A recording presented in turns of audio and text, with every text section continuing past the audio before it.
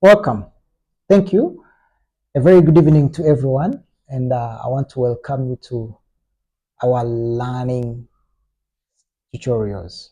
And it's purely knowing how to do tourism business. It's a great new month. Today is the 1st of August 2025. I'm glad and we want to thank God for the gift of life. I've always told you during the busy season, of course, we come to you, but in bits, see, because it's too busy. We're also grounded with so many operations. We we want to ensure that everything runs seamlessly. Otherwise, on the other hand, we don't want to forget our viewers that at some point you expect to probably hear from us, learn from us, um, get more information from us. And we are here to guide you, remember, on how to start, run, manage, and grow your tourism business. There is running, you know, about 4 months to clock down, right? And the most important thing, as always, uh, been telling you, speed doesn't matter, right? Take your time, do what it takes to step forward. That's the most important thing. Ask yourself, are you moving forward? And how do we notice that we're moving forward? It's by getting on action points. Every month, I'm sure you will be looking at what you've done, how are you progressing. It's very, very hard to track your performance if you're not working on your action plan, right? So follow those action points that you highlighted at the beginning of the year and see, you know, this is almost the second quarter. You see, if you had January to April, you did some evaluation. So the point is, we are in August. What was your sales target for this year? Are you half of them? Because right now we are past half of 2025. So if you had set probably your total sales to be $1 million, ask yourself, you must be around 600 or 700,000 US dollars for you to be able to hit the set target, right? Whichever you had set, if you had set 500,000 US dollars, make sure that you're almost 250,000. You see, but remember, sales is a key performance indicator. But overall, I told you it is all about customer satisfaction. You could have a very few clients that you've served this year, but ask yourself, are they extremely happy? That's the big point that we're looking at. Because success will only comes from success clients, happy clients, sorry. This is very important. Otherwise, being a new month, we want to bring to you a new session, right? And of course, we try to be as much creative as we want to share with you some of these things. And of course, we want to bring to you our experiences or my experiences. Remember, I've been in the tourism business for about 17 years now. So there is a lot that I've seen falling on, falling off. You know, very funny, very exciting. And of course, every month I'll be sitting down and probably pick for you about 5 of them. And just to share, it's a free thing, it's a freestyle thing. I'll be bringing you these experiences. And what do we want from these experiences? One is how we probably, or how I managed to solve that eventful day or experience or whatever it was. Then secondly is, what do we learn from that? Because I know out there so many people, you're going to find the same thing. Others, you've had similar event happening to your businesses, you know, with customers, of course, with guests, you know, but I've tried to pick out a few, and I'll try to put them together for you, and you listen, and then Of course, we'll try to pick out a point, and I'll tell you what I learned from that, and um, how would I prevent that to come again. I'll probably have random, whatever I remember, I bring it to you, of course, but I'll have them randomly. To start with one, of course, I'll start the most recent one. Some are very short, others a bit long, but we just have to get this live experiences that have come in our operations, and you'll appreciate that tourism is either a walk in the park business or a no walk in the park business. But anyway, to remind you, discipline is very key, especially financial discipline. I've seen so many things running online, looking for swan. So someone has fraud clients' money. I think if you lack that discipline in tourism sense, you're not fit for this, right? So let us dive in our real life business experience that we've done for about 17 years, right? And of course, every month, this is a new session. We'll come to you with as many as, and you'll either tell us in your comment below that you've had that happening to you, or if you feel it is time for you to come and tell us your experience, or your experiences that you've encountered so far. Of course, we are looking at how do we learn from all these experiences. There are quite so many. So we'll invite you, please. You can as well give us your yes in the comment and say, Idris, look here, I have a couple of them and they are educative. So I would love your members to probably learn from me and how we tried to solve this one by one. Okay. Of course, we had a family. A family visited Uganda, and they had a very short stay here, about 3 days, going to Ginger, of course, doing Source of the Nile. This was an Indian family. Of course, they were going to some of their birthplaces in Kakira, right? How we arranged everything and things were okay.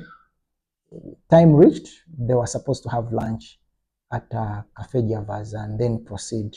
Of course, their flight arrived almost on time, 11 something. But of course, as you know, traffic flow into the town, then to Ginger. They were supposed to do a sunset boat, probably starting at about 5 p.m. onwards. Well, they had lunch at Java's, proceeded. Of course, traffic was heavy and they couldn't catch up with the boat for that day. Of course, we had to shift it. There was a lot of flexibility in them. We shifted the boat for the next day. But of course, the following day, they were going to visit their birthplace. They had some meetings around with the team at Kakira, come back for lunch and all that. Then probably we had the boat that evening. But here we have the hotel, which is a third party service provider. And the hotel did us a mess. They provided very poor services to customers, regardless of the room, because they were staying in an executive room, right? They complained about these rooms, of course, leaking bathroom. And this is a very nice, one of the nicest hotels we have in Ginger. It was a very terrible experience. Even when the clients asked for their rooms to be changed, the hotel, sounded yes, but they never acted. You see, of course, the clients made a lot of comments. There were bugs, these white bugs, I think they were coming from the Nile, the flies. The hotel didn't clean the room so well. When it came to a kind of amenities, the towel, the soap, of course, there were one double and another one a triple for a family. They could put in one towel. And this is a 3-4 star hotel, you can imagine. You see, it's very popular. I'm sorry, I can't mention the hotel name, but it's one of the top hotels we have in Ginger. So it was a total embarrassment. Clients had two terrible night stay at the hotel. You see, of course, we spent all those days on our calls. Can you move them? The hotel says yes. Of course, the staff were also telling lies. You can imagine how incompetent the hotel. So the whole blame shifted to us as the operator, of course, the organizer. But there are things that go beyond our control, right? As people in business. So the hotel never acted right either. So they had a terrible stay, and the entire experience wasn't good. Of course, we had some bits on our side as well. The guide that we allocated for the trip, well, didn't know some points of Kakira, leave alone Kakira town, but this was going through to the birthplaces of this Indian family, right? Of course, I wouldn't blame my driver because he didn't know probably specific places like the local villages. But even when to any guide, you make your research a night before. You plan and see, okay, if you're going to hire someone to join for direction and all that, how do you proactively plan? Of course, my driver never planned. So guests felt that we were unready for them. Of course, this was now part of the driver's creativity that, look, I'm going to a place that I don't know. At least you'd communicate so well to the driver that, look, I've been in Kakira a number of times and Ginger, but this exact place, which is your birthplace, that you want to revisit after 25 years, it is something that I don't know. So maybe I can have a third party in the car who is a local person here to take us there and all that. Otherwise, there was a bit of waste of time. You've lost, you need to get back here, all that stuff. So what do we learn from this lesson? One, we have a third party hotel. I remember telling the hotel staff never to tell any lie, because they kept telling lies between myself and to the customers. And the customers, of course, talking directly to the agent. And this is how I can notice that they are telling them lies, about, we are changing the room. Can you allow us to pick your bags? And they never changed the room. Of course, they told us that the reason why we are not changing this guest room is because they want the Nile view, right? And the guests told me it was not the Nile view. They never told them about that. They just told them we cannot change room. Hopefully they were fully booked, but telling truth that we are fully booked and all that stuff at least would save the situation. So my point is, telling the truth at some point, not at some point, but all the time, can save you. You see, had we been in communication with the hotel by telling the truth, of course, water kept on flowing from the bathroom, almost getting to. So it was a very terrible situation. And of course, guess what? We had to refund the clients. You see how terrible it was? But to the driver, creativity, proactiveness, thinking out of the box, you see, and this goes back to us by saying you must have driver guides that share your company vision. In other words, it's a busy season, of course, I may not blame you because all your drivers can be out. You have 4-5 driver guides and they're all out, and here comes you hire a vehicle plus a driver guide. But someone that doesn't frequently work for your company, doesn't know where you're coming from and doesn't know where you're going, I don't think would be very appropriate to be allocated any safari or any guest handling. So think of that.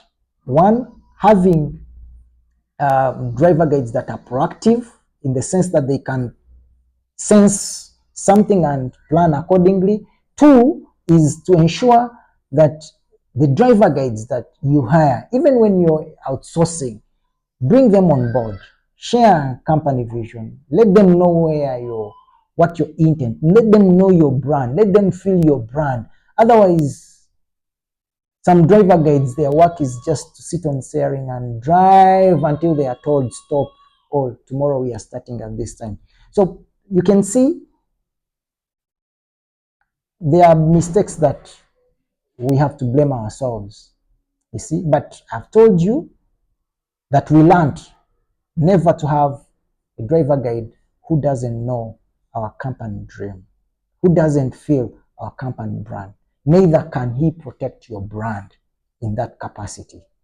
Someone who cannot proactively assess a situation and know that I can work it out ahead of time, 8, 9 hours of that, right? So that's very important. So that was the family, and of course, it was a very nasty experience for them, being having had a short stay. But of course, even on our side, we had to extend um, a refund, and that was a courtesy action and they appreciated. Of course, we had to, to reach back to the hotel and explain everything, and also we wrote to the hotel. But of course, as you know, hotels will never refund. That is 100%, right?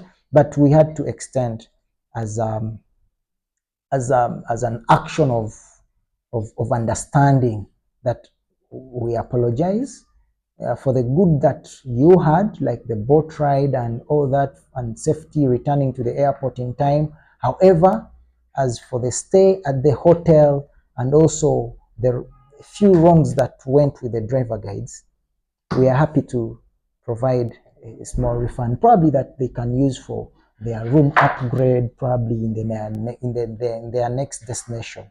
Right. Okay. The other experience that I'm here to share with you, that was about 2019. We had about a group of 20 people arriving. This was in Kigali, and we had pre-booked everything.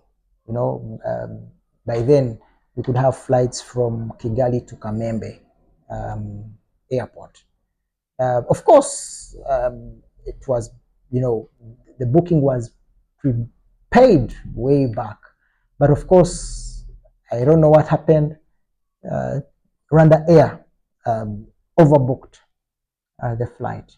So we had 25 people, and all of them couldn't go on that flight. And this was the only flight daily, you see. And we said, look, how could this happen?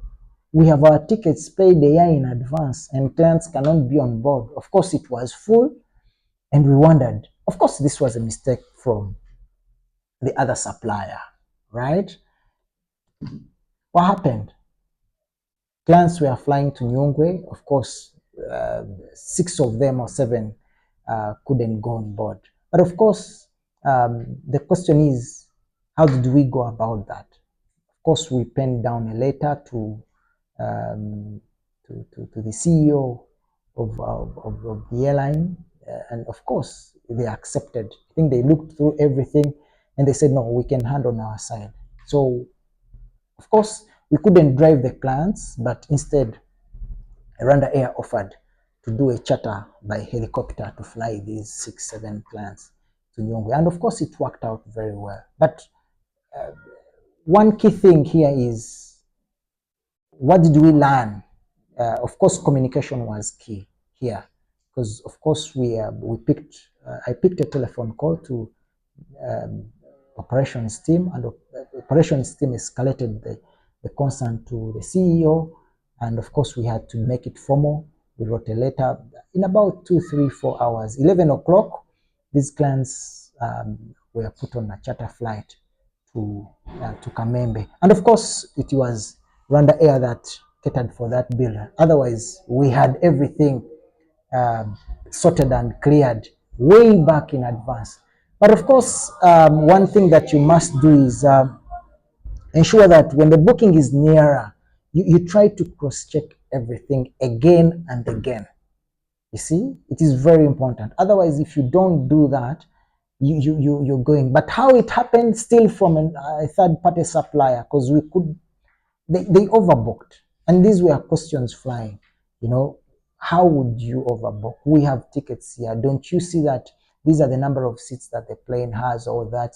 But of course, we couldn't waste time around that, but instead improvise the solution and say, okay, can we have helicopter flights taking these people to, so that they can meet and join their team, so that they don't meet the experiences. And hand in hand, of course, everything was sorted in the shortest time possible, and I'm sure the clients were very happy. But it was very funny that for the first time I see an airline overbooking. You know, I don't know what happens with the softwares there. Maybe they couldn't see that we have 70 seats and then we have 90 people on board for that day. So it was something, of course, we panicked, but we walked out of that. Okay, and the other experience, remember we were talking about the life journey, you know, all the way from 2008, you know, to date. That's about 17 years, you can imagine. So there's a lot that we've gone through, and this is the session that we've tried to come to you and share some of these things. And you're out there, you've also gone through something. You can give us your experience. Of course, the essence is to learn. How do we jump over this? Have you had it? What was your practical reaction over that?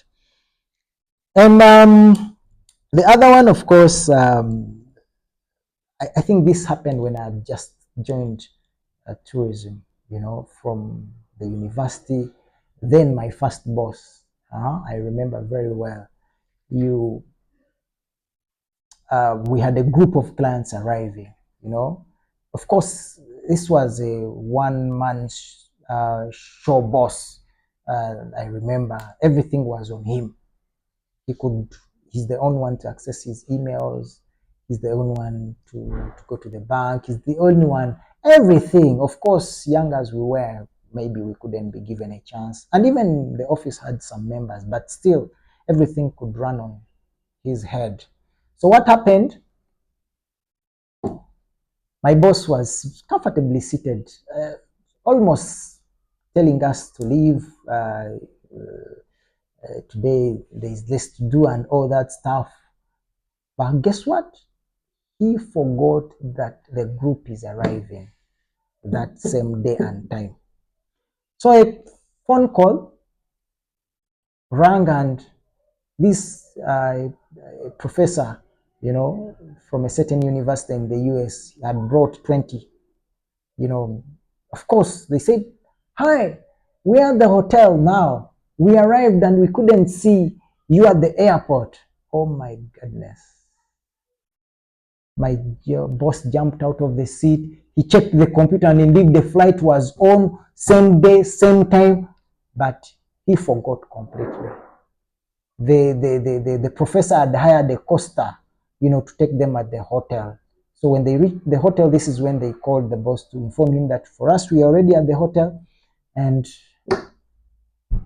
we couldn't. So first thing, it's an embarrassment. It was an embarrassment for someone having planned a trip a year in advance and could not get you at the airport. And this was a day flight, you can imagine. So, of course, he jumped into a car and went to the hotel, and it was real. You see? So, what do we learn from this? I've always told people, avoid one man's show business. Do not work alone. Have a team. Success can only come to you when you're working with others. Leave alone the negativity of what I've had so many things here and there, but create a very brilliant team for your operations. Give them access to data. Give them access to what they must know, because this helps your business. Someone should remind you Someone should be able to check the sales report. Someone should be able to look into the departure. And I've already said, you as a company, you don't need to have 100 people working with you. Just have a few, 5 or 3 or 4. You have operations manager, you have the finance, but this was a one-man show. You mind your boss going to the bank. Imagine he's the one paying you salaries. He's doing the role of a finance manager. He's doing the role of operations manager. He's doing the role of a tour consultant. He's really overseeing everything. And what happened? He forgot. But it was an embarrassment. So the idea here is learn how to work with people. Give them some powers. Give them access to information. Otherwise, if you do that, your one man's show, you're going to forget everything, and that will probably lead you to such events. It was a very nasty experience. It showed that he was not ready for this group. You see? So let's learn from all these experiences. That was something that I had live, and of course we had to run to the hotel, extending apologies. Of course, the professor paid more money that we were going to use for that airport transfer, and the loss came back to the company. You see? Well, my fourth experience, of course, this also happened uh, not so much, not a big time behind. Of course, we have some online platforms, and the clients booked a guest house in Rwanda. Of course, when you book through these online platforms, we'll definitely charge some small handling fees. This can be communicated. At some point, they may not be communicated. Just a $10 or $15 on top of the guest house rate. And the clients got a local driver. And of course, they had to ask, oh, we're staying at this guest house. Of course, the driver said, oh, the guest house is this price. Then of course, they said, no, but the organizer, the one who booked, charged us, I'll give you an example, $80. And then the organizer, we charged probably $100. And to a client, that was too much. You see, that was too much. So he reached at the guest house and said, no, I paid this much and I'm staying 2 nights. I had paid 1 night. So rather, I am going to subtract what I paid. All in total, I make the balance would be making, I'll be topping up to make the second. So the issue here was the client wanted to escape our commission. And indeed, he won, you see, by telling the guest house manager and all that stuff. And the driver here was the mess. Of course, you know, I understand driver guides, you want to be uploaded and all that stuff. Either there are ethics or no ethics in you, but this client, actually sounded so, no, I cannot bear that. You see, he said, no, you're supposed to pay this.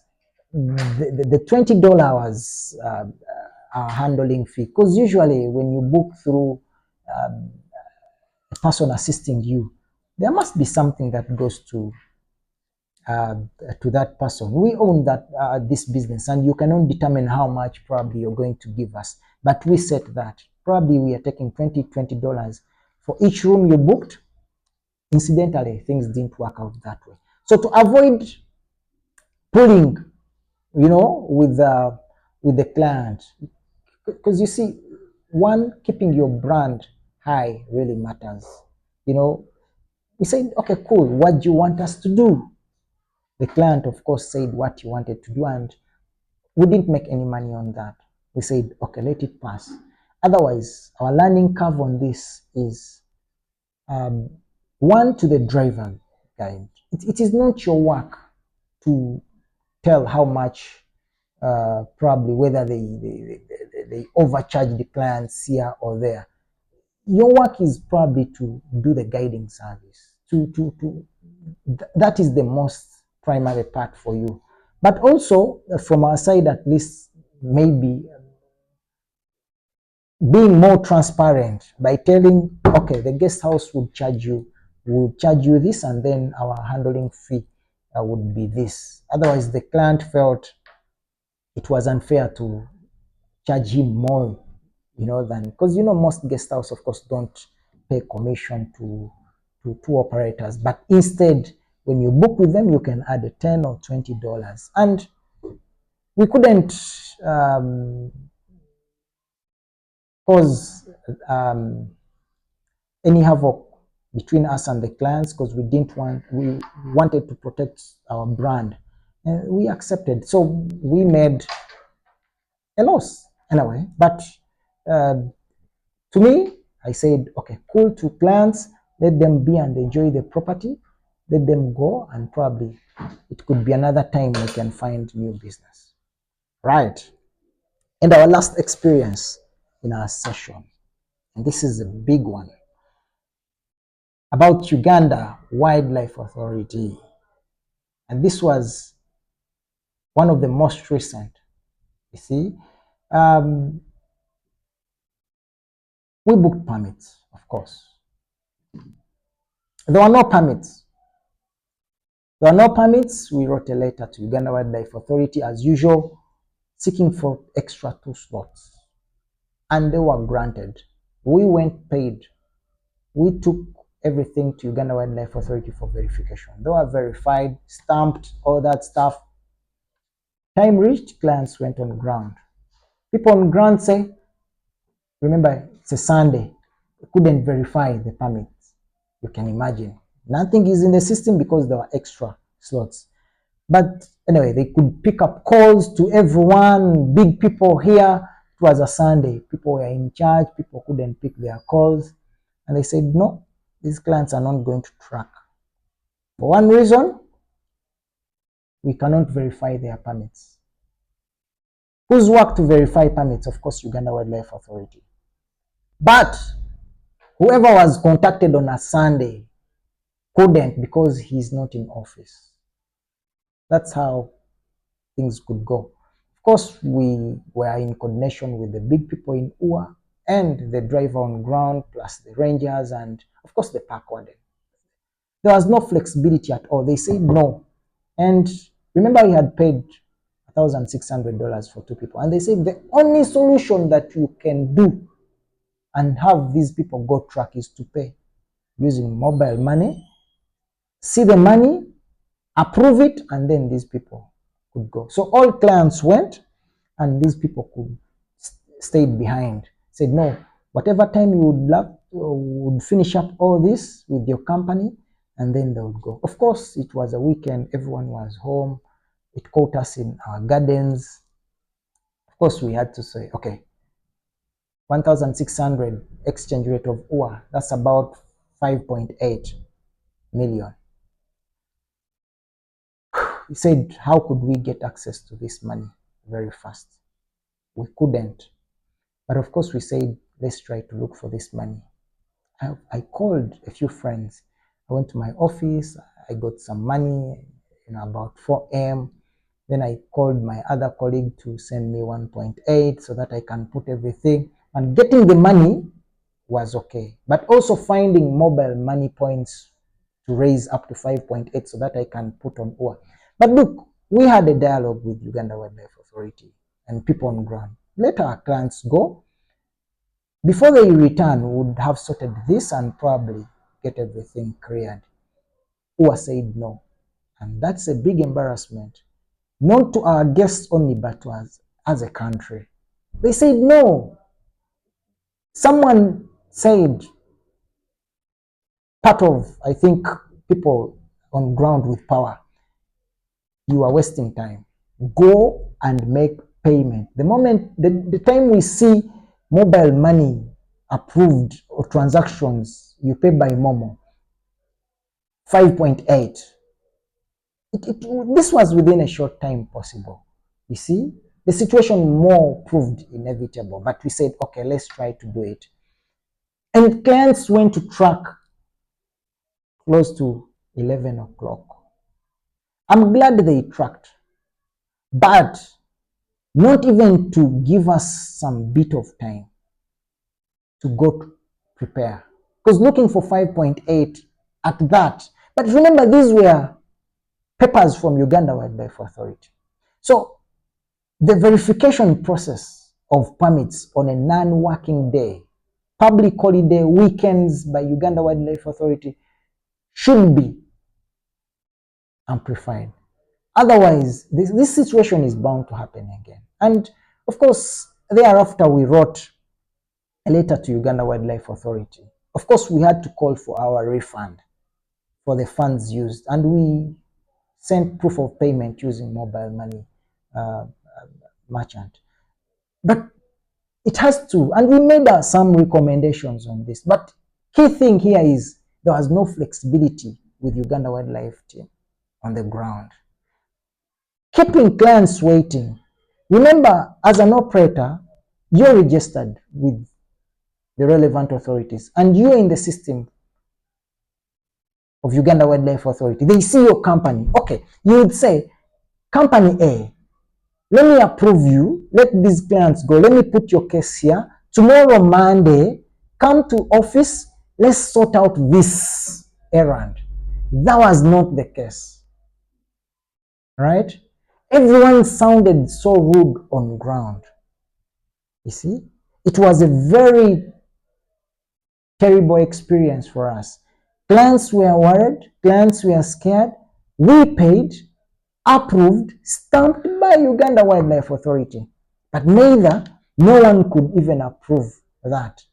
Calling someone finance to approve that there are so many transactions. There must be ways. I'm sure all you know who is going to track on Christmas Day. You have all these records now in the system. If you know them, did they pay? I'm sure you can run this. The system has been changing for the better, whereby you can see everything online. You must have a very huge database. Otherwise, it was a nightmare for us. It was a terrible experience for us, an embarrassment to the country.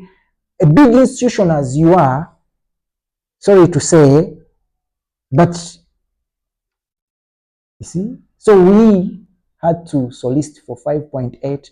Trust me, within 30 minutes.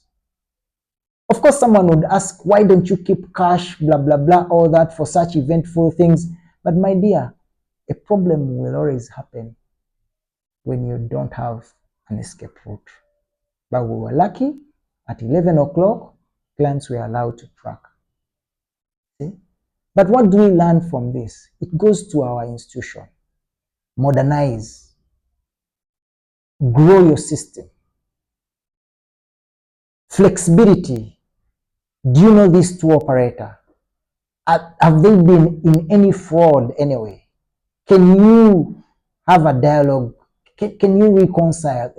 I didn't see this anywhere, but instead, go pay, get this money approved, show us the Momo merchant payments, let us approve. This is the only way we can have clients. Even when we said, okay, let them go, before they return, because gorilla trekking is not 10 minutes, can be 3, 4, 5 hours. Let them go. Let's get all this sorted as the clients are in the jungle. Before even you award them certificates, with sorted payments, then we see. But my friend, you can imagine if our office was not 20 minutes, 30 minutes away. Imagine someone you're in the village or where. But anyway, that happened, and that ends part of our experiences for today in the new month. Of course, there will be so many coming up. Of course, we'll definitely come back and give you another bunch of experiences, more exciting and more with learning lessons. This is the most important thing, you see. So have a good time. Look at everything, see what can be done, how you can proactively project yourself when you probably land in such an experience. Otherwise, I want to thank you so much for your time. This is one of our longer sessions that we've had. But thank you so much, and do not forget to follow us on our social handles. We're on Facebook, we're on Twitter, and we're on LinkedIn. Of course, to our YouTube channel for these and more learning tutorials. I want to say bye bye, and I can't wait to see you in our next video. Thank you.